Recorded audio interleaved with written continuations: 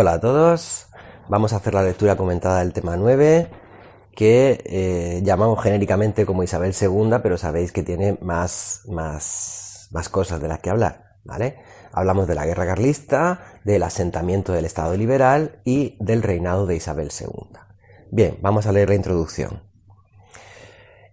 Goya detuvo el tiempo en su pintura Duelo a garrotazos, con sus dos protagonistas hundidos en la tierra a punto de enzarzarse en una brutal pelea. Lo pintara o no con la intención de representar a las dos Españas, lo cierto es que parece simbolizar las guerras fratricidas que estaban por comenzar. Durante el siglo XIX se enfrentaron el liberalismo y el absolutismo en el plano ideológico. La niña Isabel, nacida en 1830, cargó con el triste destino de liderar, aunque solo fuera nominalmente, el bando de los isabelinos. Al resultar vencedora, se consolidarían por fin el régimen liberal, el constitucionalismo, la economía de mercado y la sociedad de clases. Los carlistas simbolizaron los intentos del antiguo régimen de mantenerse a flote en un mundo que ya había cambiado. Aunque fueron derrotados, con ellos no desapareció el conservadurismo español, que encontró otros defensores en las siguientes décadas. Bueno, una introducción al uso. Hablamos de que España es un campo de batalla entre no dos ejércitos, sino dos ideologías, el liberalismo y el conservadurismo, ¿vale? Bien, vamos a leer el desarrollo. Pero la guerra no fue solo ideológica. La primera guerra carlista, del 33 al 40, comenzó cuando el hermano del fallecido rey se proclamó a sí mismo monarca en el Manifiesto de Abrantes. Numerosos regimientos militares del País Vasco, Navarra, Cataluña y Levante se declararon leales al nuevo rey, Carlos V, entre comillas. La guerra tuvo tres fases, que coincidieron con la ofensiva, el repliegue y el agotamiento de las tropas carlistas. Acabó oficialmente con la firma del Convenio de Vergara, simbolizado por el abrazo entre el carlista moderado Maroto y el isabelino Espartero. Los insurgentes reconocieron a la niña Isabel como legítima heredera.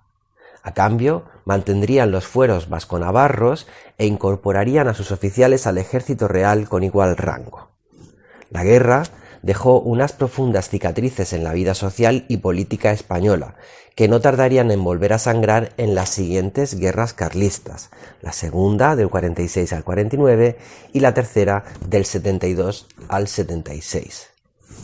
Bueno, explicamos sin enrollarnos mucho qué demonios hace Carlos María Isidro, el pretendiente, reclamando el trono, y muy rápidamente hablamos de la primera guerra carlista, que es la más importante desde el punto de vista histórico y de las consecuencias que tiene, porque al final acaba con la niña Isabel confirmada como legítima heredera al trono. Bien, vamos a leer la regencia. Empiezo a leer. La guerra coincidió con la regencia de María Cristina de Borbón del 33 al 40, o sea, son las mismas fechas que la guerra carlista. Durante la misma se llevó a cabo una reforma del Estado desde arriba, esto es, los burgueses pactaron la transición al nuevo sistema liberal con las élites del antiguo régimen, todo ello bendecido por la corona. Sus jefes de gobierno fueron Cea Bermúdez y Martínez de la Rosa, y algunas de sus principales medidas fueron la división provincial actual, el Estatuto Real del 34, que redefinía la estructura del Estado. Destacaremos que a partir de esa nueva constitución, las Cortes tendrían dos cámaras, la de próceres, con miembros del alto clero, nobleza o grandes propietarios, nombrados directamente por la corona, y la de procuradores, elegida por un sufragio censitario muy restringido. Tercero, el proceso desamortizador de Mendizábal, que si bien no tuvo mucho recorrido, pues fue cesado fulminantemente por María Cristina, supuso un hito en las aspiraciones liberales. 4. La Constitución Progresista del 37. Tras las revueltas populares que exigían mayores cambios, se aprobó en España una Carta Magna más liberal que el Estatuto Real, aunque no tanto como la de 1812. Esta Constitución incluía, por ejemplo, la soberanía nacional o el sufragio universal masculino menos restringido. Se sobreentiende que la del Estatuto Real. Bueno, un vistazo a los hitos de la regencia de María Cristina de Borbón, ¿vale? Que en realidad, como sabéis, ha sido vampirizada por los liberales, ¿vale? Y en realidad no es una revolución, sino que está en connivencia, o sea, bendecida por las élites de este país, ¿vale? O sea, no es una revolución de abajo arriba, sino que es los propios élites sosteniéndose con el apoyo de los liberales burgueses, ¿de acuerdo? Bien, bueno, las constituciones son un poco complicadas porque hay muchas en este periodo, pero bueno, es importante que las conozcáis. Vamos a leer el siguiente párrafo. La excesiva moderación política de María Cristina provocó que fuera perdiendo apoyos y que acabara renunciando y dejando la regencia a Espartero, del 40 al 43. Sin embargo, el héroe de los liberales progresistas no trajo las tan ansiadas reformas, sino un gobierno autoritario y personalista, lo que provocó el rechazo de las élites sociales y políticas. Los moderados promovieron una serie de pronunciamientos militares para intentar desalojarlo del poder, lo que consiguió por fin Narváez. Derrocado Espartero, las Cortes declararon mayor de edad a Isabel II. Su reinado se caracterizó por la consolidación del régimen liberal moderado y por la presencia siempre inquietante de camarillas en palacio y militares en las Cortes. Podemos distinguir las siguientes etapas en su reinado. Bueno, desde el punto de vista del jefe del Estado, solamente hay tres jefes del Estado en este momento, que son María Cristina, Espartero e Isabel II. Isabel II, lo que pasa es que como es más tiempo y es una reina, vamos a dividir su reinado en estos párrafos que se ven a partir de ahora, ¿vale? Vemos el fracaso, acabamos de leer el fracaso del asentamiento liberal con Espartero, porque en realidad se convierte casi en un dictador. Pero sí que se va a asentar un poquito más en este régimen liberal en el siguiente apartado, que es el principio del gobierno de Isabel II, que se llama década moderada. Vamos a leer. Durante la década moderada del 44 al 54, el protagonismo recayó en el general Narváez, que favoreció a las élites y priorizó el orden público frente a las libertades. Algunas de sus principales medidas fueron: la creación de la Guardia Civil, la nueva ley de ayuntamientos en que la corona elegía a los alcaldes de las principales ciudades, la reforma de la Hacienda, que mejoró la recaudación pero empobreció a las clases populares, la reforma de la instrucción pública, que traspasaba todas las competencias educativas al Estado, la nueva ley electoral, que exigía más renta para poder votar, lo que redujo el porcentaje de votantes a un 1%. La Constitución del 45, que otorgaba mucho más poder a la corona. La reina, por ejemplo, elegía a los ministros y a los senadores.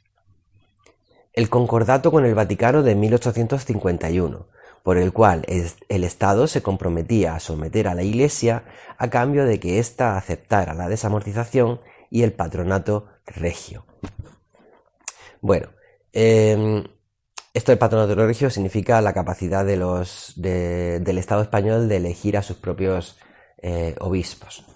Bien, estas son las medidas de Narváez en la década moderada. Se llama moderada no porque sea moderada, sino porque Narváez pertenece al partido moderado, y vemos cómo se ha reforzado un poquito la figura, el control ejecutivo. Lo que tenéis que tener muy en cuenta en este momento es que ya los reyes dejan de tener el poder ejecutivo, ya lo tienen los políticos. Estamos hablando ya de políticos, en este caso de General Narváez y sus medidas.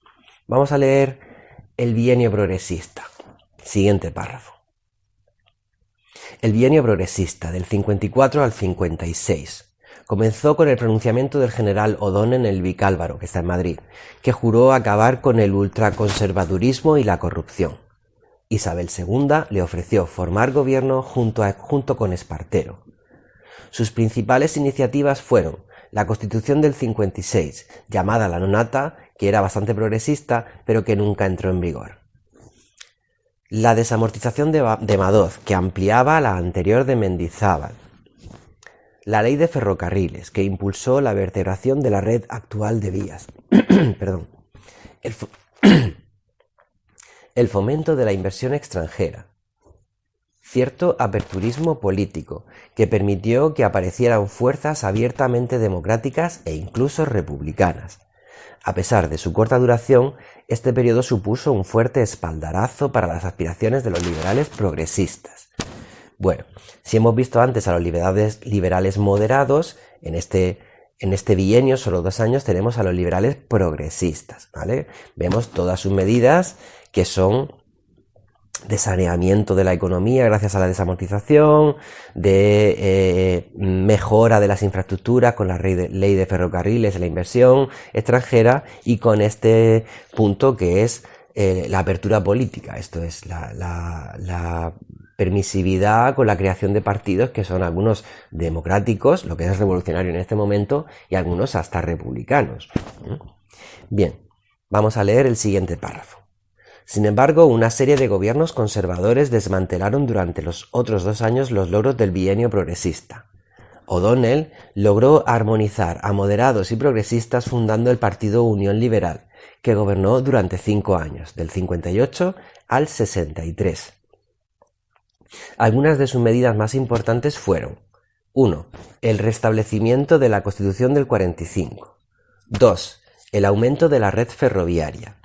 3. La expansión de la industria, especialmente en el norte y Cataluña. 4. Una actividad política exterior que podemos resumir en 3 frentes. A. La Guerra de África, también llamada Primera Guerra de Marruecos, para hacerse con el norte de ese país. B. La Guerra del Pacífico contra un combinado de tropas chilenas, peruanas y ecuatorianas, que acaba en derrota, como sabéis. C. La colaboración con la expansión colonial de Francia en la llamada Expedición a la Conchinchina. Bueno, tenemos el bienio y luego un par de años más de gobiernos que desmontan lo del bienio, y luego tenemos el gobierno de Unión Liberal, que como su nombre indica es una unión entre progresistas y moderados, liderados por O'Donnell, con sus medidas que tienen una mezcla de las dos cosas, de las dos sensibilidades. Bien, vamos a leer la conclusión, que como veis hemos usado, como el tema es muy largo y muy denso, hemos usado la conclusión para meter más contenido. Leo la conclusión. Las intrigas y desavenencias en el seno de la Unión Liberal provocaron la dimisión de O'Donnell. Comenzó así un convulso periodo de inestabilidad política que se conoce como crisis de la monarquía, del 63 al 68, en el que se evidenció el agotamiento del régimen isabelino. Se constató que la reina no era una figura capaz de unificar al país, de sujetarlo. Progresistas y demócratas se aliaron entonces en el Pacto de Ostende para derrocarla y convocar cortes constituyentes. Las muertes de O'Donnell y Narváez precipitaron los acontecimientos. La Revolución Gloriosa del 68 acabaría definitivamente con el reinado de Isabel II. Este reinado, al que podemos añadir las regencias de María Cristina y Espartero, trajo consigo el asentamiento del régimen liberal en España. Sin embargo, las sombras que proyectó se alargarían durante décadas. La corrupción, las injusticias económicas, las diferencias políticas y territoriales, las viejas heridas perfilaron el triste destino al que el país parecía abocado. Bueno, como veis, aproximadamente hasta la mitad de la conclusión hemos metido el final histórico, o sea, sería parte del desarrollo, pero no nos cabe, así que usamos la conclusión, pero no os preocupéis que esto es perfectamente legítimo, ¿de acuerdo? Y sí que la última mitad es un resumen de cómo en este periodo, en este tema, se ha asentado el régimen liberal, pero hay nuevos problemas cuyas sombras se van a proyectar hacia el futuro, marcando el triste destino, entre comillas, porque es así como llamaban a Isabel II, la de los tristes destinos, marcando el triste destino del futuro español. Un saludo a todos.